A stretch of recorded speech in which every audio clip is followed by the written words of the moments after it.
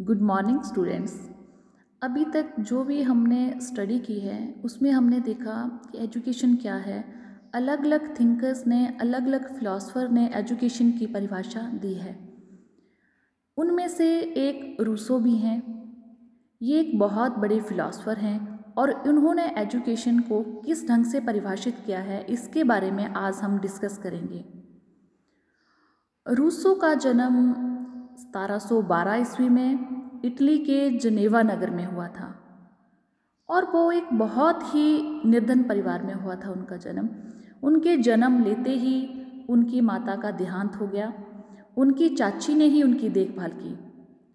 उन्होंने केवल 6 वर्ष की आयु में अनेक उपन्यासों को पढ़ा और 12 से 29 वर्ष के बीच में उनको बुक्स पढ़ने में बहुत इंटरेस्ट था। Moving one place to another, उनको एक जगह से दूसरी जगह पर जाना और तरह तरह की बुक्स पढ़ना बहुत अच्छा लगता था। उन्होंने बहुत सी बुक्स भी लिखी। उनमें से एक एमिल नाम की बुक लिखी। एमिल एक उनकी बुक में एक इमेजिनरी बॉय था, उसका नाम एमिल था। उनका मानना था कि patience is bitter but it's fruit is sweet. Rousseau का मानना था कि जो भी धैर्य है बहुत कड़वा है, लेकिन जब इसके परिणाम आते हैं तो बहुत ही अच्छे होते हैं। और रूसो का पूरा नाम जीन जैक्स रूसो था।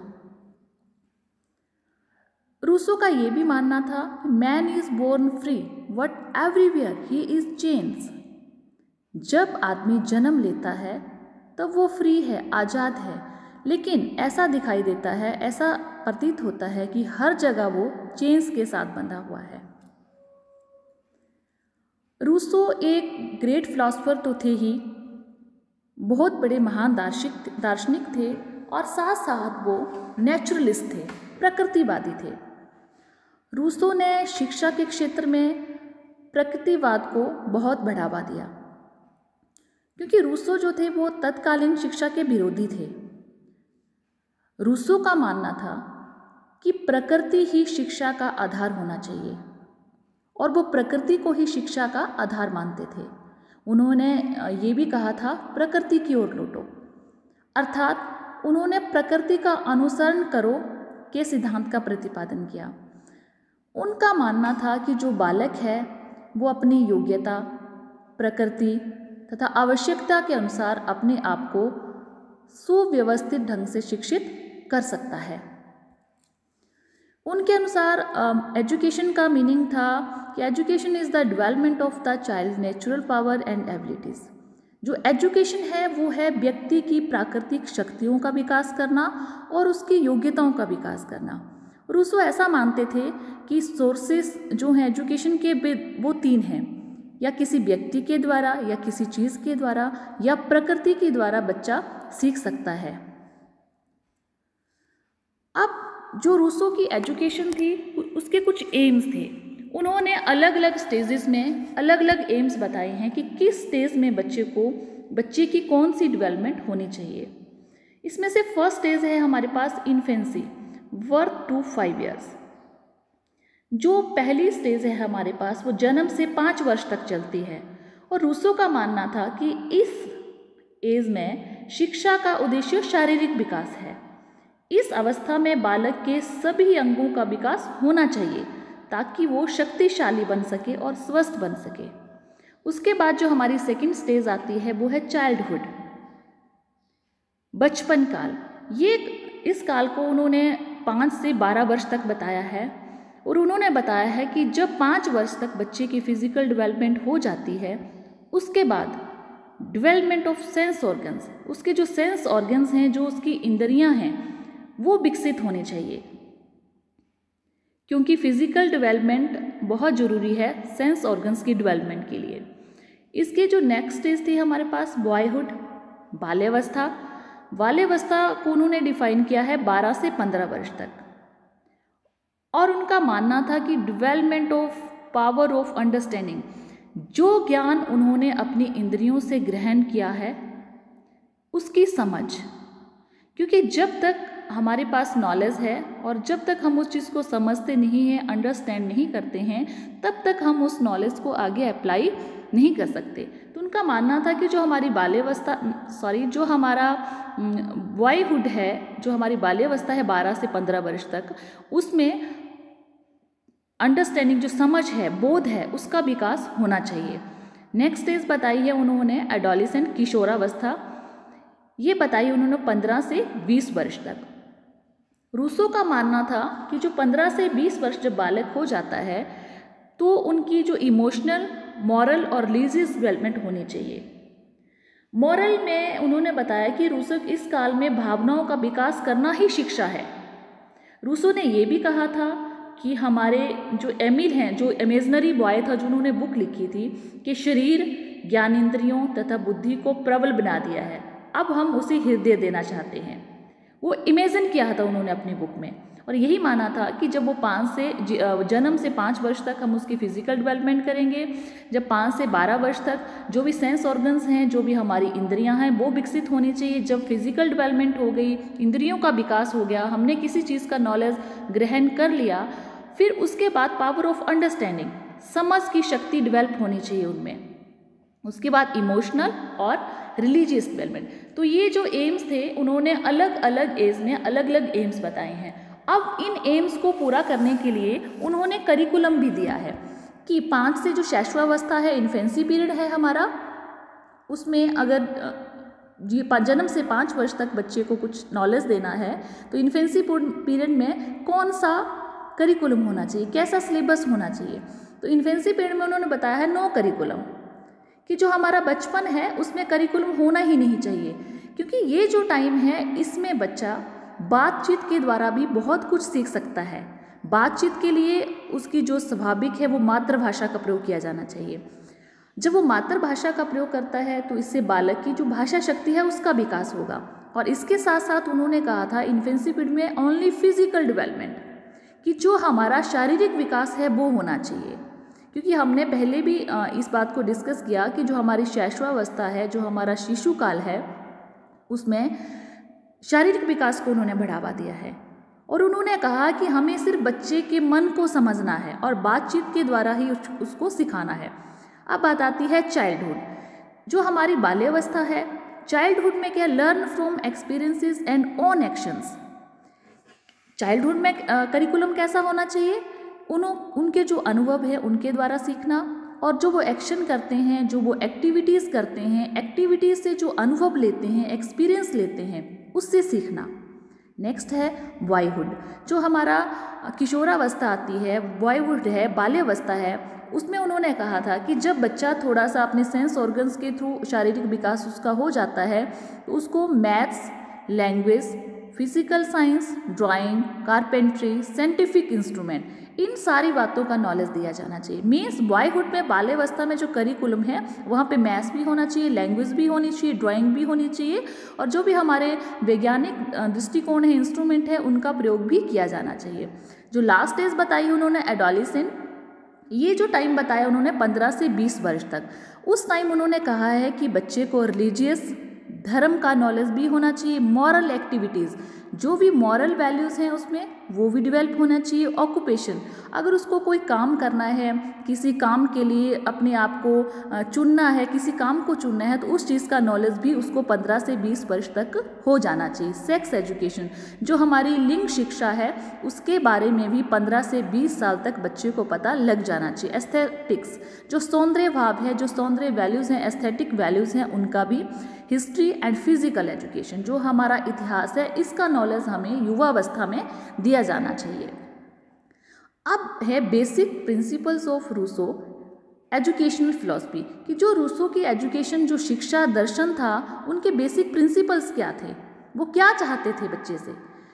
इसमें फर्स्ट है हमारे पास नेचुरल डेवलपमेंट ऑफ चाइल्ड, कि बच्चे का प्राकृतिक विकास। प्राकृतिक विकास में उन्होंने कहा कि बच्चे को प्रकृति के ऊपर छोड़ दो, जो प्रकृति उसको सिखाएगी, जो नेचर उसको सिखाएगी, उससे उसकी डेवलपमेंट होगी।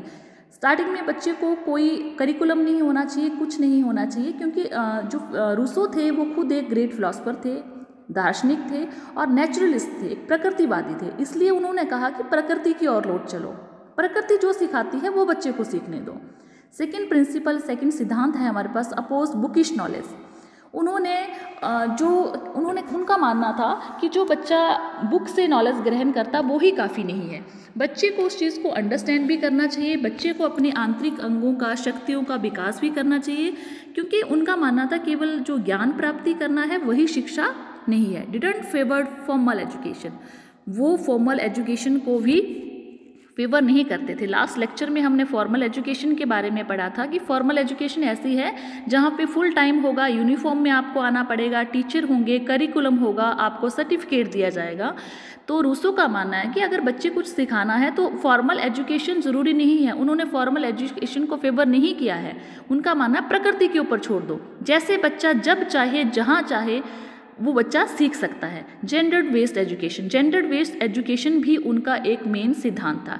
नेगेटिव एजुकेशन, नेगेटिव एजुकेशन में उनका मानना था कि बच्चे को हमें ये नहीं करना है, जो लक्ष्य है, पाठ्यक्रम है, अनुशासन है और जो विचार है, उनको पढ़ने से ये पता चलता है कि जो विद्यालय है वो शिक्षा के विरुद्ध था, इसलिए उन्होंने उसको नेगेटिव एजुकेशन माना है। उनका मानना है कि जो नैतिक और धार्मिक शिक्षा दी जाती है, उनको विभिन्न प्रकार की पुस्तकें पढ़ाई जाती हैं, उन्हें छोटा प्रौढ़ समझकर प्रौढ़ जीवन के लिए तैयार किया जाता है, ये सारी नेगेटिव एजुकेशन है। इस टाइप की जो एजुकेशन बच्चे को नहीं दी जानी चाहिए।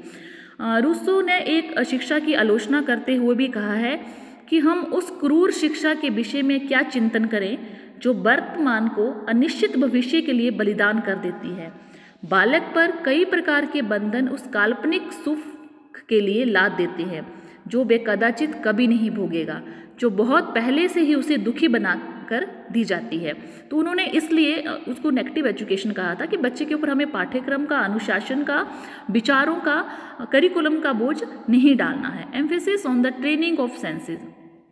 अब ये तो हमारा भी मानना है, जैसे हम कहते हैं कि किसी चीज़ को हमें सीखना है तो जितनी ज़्यादा सेंसेस हमारी इन्वॉल्व होंगी, हम उस चीज़ को लिखते हैं, समझते हैं, देखते हैं, तो हमें उन चीज़ों का ज़्यादा नॉलेज होता है। तो उन्होंने किस बात पे जोर दिया था? ट्रेनिंग ऑफ सेंसेस, जो हमारी ज्ञान इंद्रियां हैं उनके थ्रू हम अपने नॉलेज को ग्रहण कर सकते हैं।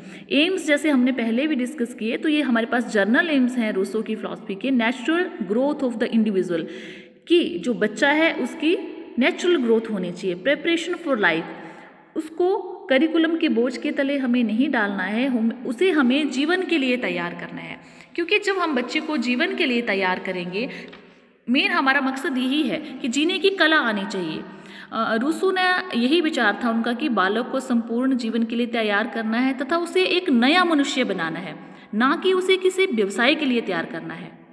उनका ये मानना था, इसलिए उन्होंने कहा है कि जीवन जीने की कला ही क्या है? शिक्षा है। फिजिकल डेवलपमेंट उन्होंने कहा कि जब तक फिजिकल डेवलपमेंट नहीं होगी तब तक बच्चे की इमोशनल, जो इंटेलेक्चुअल डेवलपमेंट है, बौद्धिक ज्ञान है उनके पास, इंटेलिजेंट है, इन सारी चीज़ों को विकसित नहीं किया जा सकता। और फिजिकल डेवलपमेंट, इमोशनल के साथ साथ सोशल डेवलपमेंट को भी हम बच्चे में नहीं क्रिएट कर सकते हैं। डेवलपमेंट ऑफ सेंस ऑर्गन, जो भी हमारी ज्ञान इंद्रियाँ हैं उनको डेवलप करना। अभी तक हमने देखा कि एम्स क्या थे। उन एम्स को पूरा करने के लिए जो रूसो ने अलग अलग हमें मेथड्स दिए हैं, करिकुलम दिए हैं, उस करिकुलम को हम किन किन मेथड्स के थ्रू कर सकते हैं? Methods of teaching. तो फर्स्ट मेथड उन्होंने दिया है लर्निंग बाय डूइंग मेथड, कि हमें करके सीखना है, हमें बनी बनाई चीज़ नहीं लेनी है। किसी भी काम को सीखने के लिए हमें उसे पहले करना पड़ेगा। प्ले वे मेथड ऐसा है कि अगर बच्चे को हम खेल खेल में कोई भी चीज़ सिखाएंगे तो बच्चा इंटरेस्ट के साथ सीखेगा, और जिस चीज़ में बच्चा इंटरेस्ट लेता है वो बच्चे का परमानेंट नॉलेज बन जाता है। ह्यूरिस्टिक मेथड है, इसमें जो सीखने वाला है उसको अनुसंधानकर्ता के रूप में लिया जाता है, कि जो सीख रहा है वो खुद अनुसंधान कर रहा है, खुद कर रहा है उस काम को और खुद सीख रहा है। यह है heuristic method. Teaching by example, हमें जब बच्चों को पढ़ाना है तो हमें उदाहरणों के थ्रू पढ़ाना है, क्योंकि हमें सामने एग्जाम्पल देना पड़ेगा, उस ढंग से बच्चा इस चीज़ को अच्छे ढंग से गेन कर सकेगा। अब रूसो ने कहा है कि ये जो सारे हैं, वैसे तो वो शिक्षक के विरोधी थे, लेकिन फिर भी उन्होंने टीचर्स के रोल को इसमें अपनाया है। ऐसे तो उनका मानना था कि जो प्रकृति है वही सब कुछ है, वही बच्चे को सब कुछ सिखाती है, लेकिन जो टीचर का रोल था उन्होंने उसमें बताया था must have a knowledge of child psychology, कि जो बच्चा है उसके मन का, चाइल्ड साइकोलॉजी हुआ, साइकोलॉजी होता है स्टडी ऑफ ह्यूमन बिहेवियर, कि जो मन का बिहेव है उसको स्टडी करना। तो हमें बच्चों के मन के व्यवहार को स्टडी करना है, तो टीचर का रोल ऐसा है कि टीचर को बच्चे की साइकोलॉजी, मन के बारे में पता होना चाहिए। He is a stage setter only, ठीक है, उसको स्टेज सेट करनी है टीचर को, उस स्टेज पे बच्चे को लाना है और उससे काम करवाना है। Not given higher place to teachers, लेकिन रूसो ने टीचर्स को बहुत ऊंचा स्थान नहीं दिया है, उन्होंने प्रकृति को ही ज़्यादा माना है, क्योंकि वो एक नेचुरलिस्ट थे, प्रकृतिवादी थे।